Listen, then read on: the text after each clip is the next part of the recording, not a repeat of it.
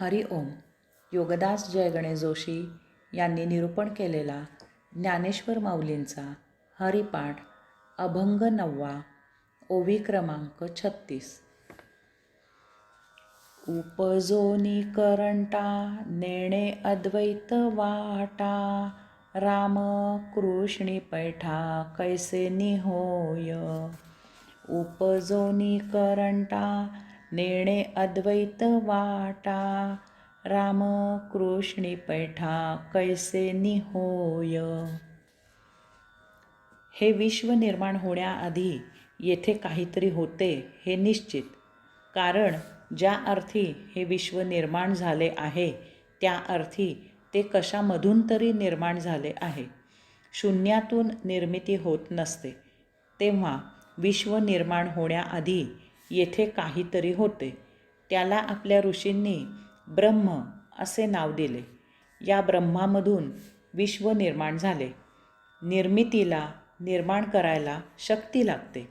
तेव्हा ब्रह्मामधून विश्व निर्माण झाले त्या अर्थी ब्रह्मात तशी शक्ती होती. त्या ब्रह्माच्या शक्तीला आपल्या ऋषींनी नाव दिले आत्मा. केवळ शक्ती असून उपयोग नाही. ती शक्ती वापरायची क्षमता, बुद्धी, इच्छा असावी लागते. विश्व निर्माणासाठी आत्मशक्ती वापरली गेली. ती वापरायला तिची तीच सक्षम होती. याचा अर्थ आत्मब्रह्मशक्ती स्वयंभू आहे. ती स्वतःची स्वतः कृत्य करू शकते. तिला उद्युक्त करायला तिच्या आधी येथे काहीही नव्हते. त्या अर्थी ती तिची तीच कृत्य करते. म्हणूनच ती स्वयंभू आहे. यालाच अध्यात्मात स्वयंभू, दिव्य शक्ती, दिव्य चेतना, दिव्य तत्व, दिव्य ज्योत, दिव्य प्रकाश इत्यादी स्थलपरत्वे म्हणतात. या आत्मब्रह्मशक्तीमधून स्फोट होऊन हे विश्व निर्माण झाले. सुरुवातीला विश्वामधून निर्माण झालेल्या वस्तू अचल, निर्जीव होत्या. परंतु ही निर्माण झालेली सृष्टी इतकी मोहक होती की ते आत्मतत्व स्वनिर्मित विश्वाच्या प्रेमात पडले. ते येथे अंशात्मक रूपाने राहायला आले. आत्मब्रह्मतत्व सूक्ष्मातिसूक्ष्म आहे, अदृश्य, निराकार आहे. त्यामधून निर्माण झालेली सृष्टी जड, दृश्य, आकाररूप आहे.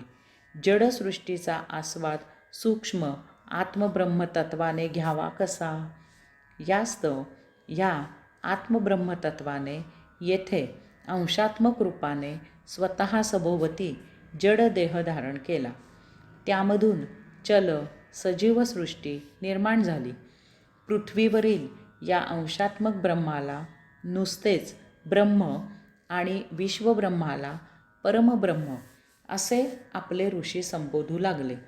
त्याचप्रमाणे अंशात्म आत्मतत्वाला आत्मा आणि विश्व आत्माला परम आत्मा असे आपले ऋषी संबोधू लागले. अशा प्रकारे मूलतः परमब्रह्म, परम आत्मा अद्वैत आहेत. यामधून द्वैत निर्माण झाले. परम आत्मब्रह्मामधून विश्व निर्माण झाले. परंतु ते टिकून आहे हे आकर्षण आणि विकर्षण या द्वैत तत्वावर. तसे नसते तर विश्वनिर्मित वस्तुजगत एकमेकांवर आपटून टक्कर होऊन केव्हाच जळून भस्म होऊन नष्ट झाले असते. विश्व निर्माण झाले तेव्हा सुरुवातीला तसे झालेही. विश्वनिर्मित वस्तुजगत एकमेकांवर आपटून त्यांचे तुकडे झाले. परंतु स्वयंभू परम आत्मब्रह्माने त्यामध्ये आकर्षण आणि विकर्षण असे द्वैत निर्माण केले. त्यामुळे येथे निर्माण झालेल्या वस्तू एकमेकांना आकर्षण करून, परंतु त्याचबरोबर एकमेकांना ठराविक अंतरावर विकर्षण करून रोखून एकमेकांसभोवती विश्वात फिरू लागल्या. असे हे संपूर्ण विश्व त्या परम आत्मब्रह्मतत्वासभोवती फिरू लागले. द्वैत अद्वैताला केंद्र करून त्या सभोवती फिरू लागले. सगुण निर्गुणाला केंद्र करून त्या सभोवती फिरू लागले. दृश्य अदृश्याला केंद्र करून त्या सभोवती फिरू लागले. आकार निराकाराला केंद्र करून त्या सभोवती फिरू लागले. तेव्हा मुख्य मुद्दा लक्षात घ्यावा की मूलतः परम आत्मब्रह्म अद्वैत आहे आणि त्या सभोवती द्वैत आहे. आता या पुढील भाग पाहूया. सुरुवातीला सजीव एकपेशीय होत्या. त्या प्रजन स्वयंभूपणे त्यांचे त्याच करत होत्या. झाडे फांदी लावली की वाढतात, त्यांचे बी लावले जाते आणि तेथे रोप उगवते. पेशीमधून पेशी निर्माण होतात.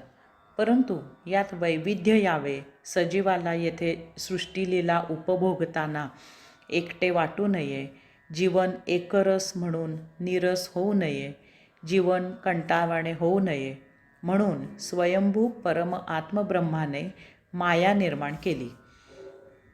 हे द्वैत ब्रह्म आणि माया असे प्रसिद्ध आहे. अशा प्रकारे नर मादी असे द्वैत निर्माण झाले. यामधून त्यांची जीवन रहाटीही द्वैत झाली. धर्म असल्यामुळे अधर्म आला, न्याय असल्यामुळे अन्याय आला, पाप असल्यामुळे पुण्य आले, काळोख असल्यामुळे प्रकाश आला, शत्रुत्व असल्यामुळे मैत्री आली. हा विषय मोठा आणि वेगळा आहे. त्यात सखोल जावे तेवढे थोडेच आहे. तेव्हा आता या द्वैत अद्वैताबद्दल श्री ज्ञानेश्वर माऊली येथे काय सांगतात ते पाहूया.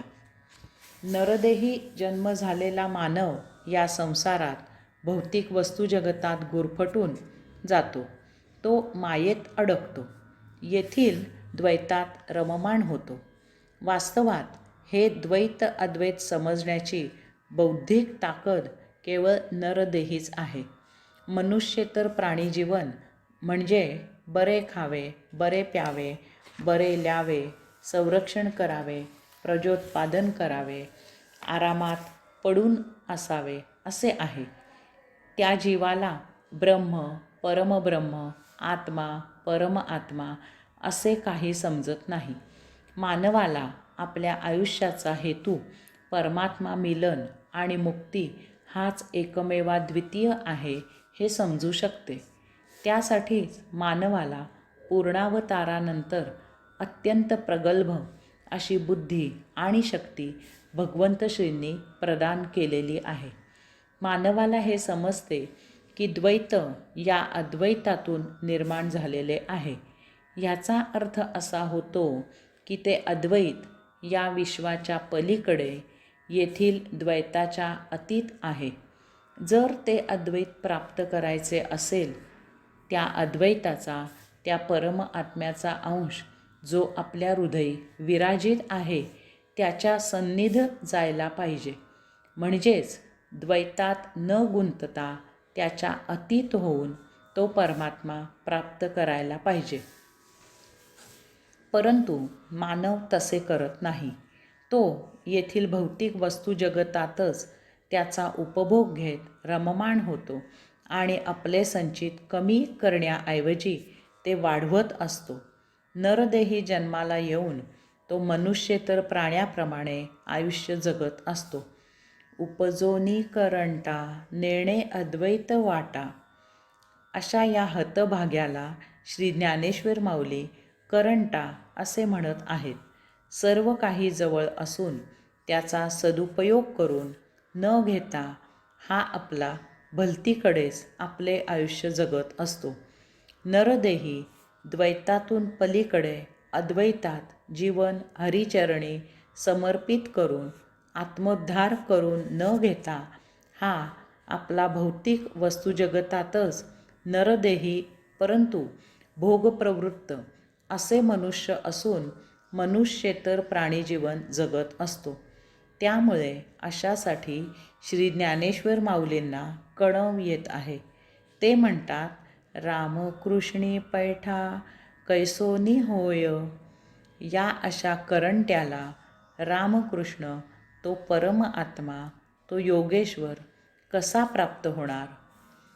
हरि ओम.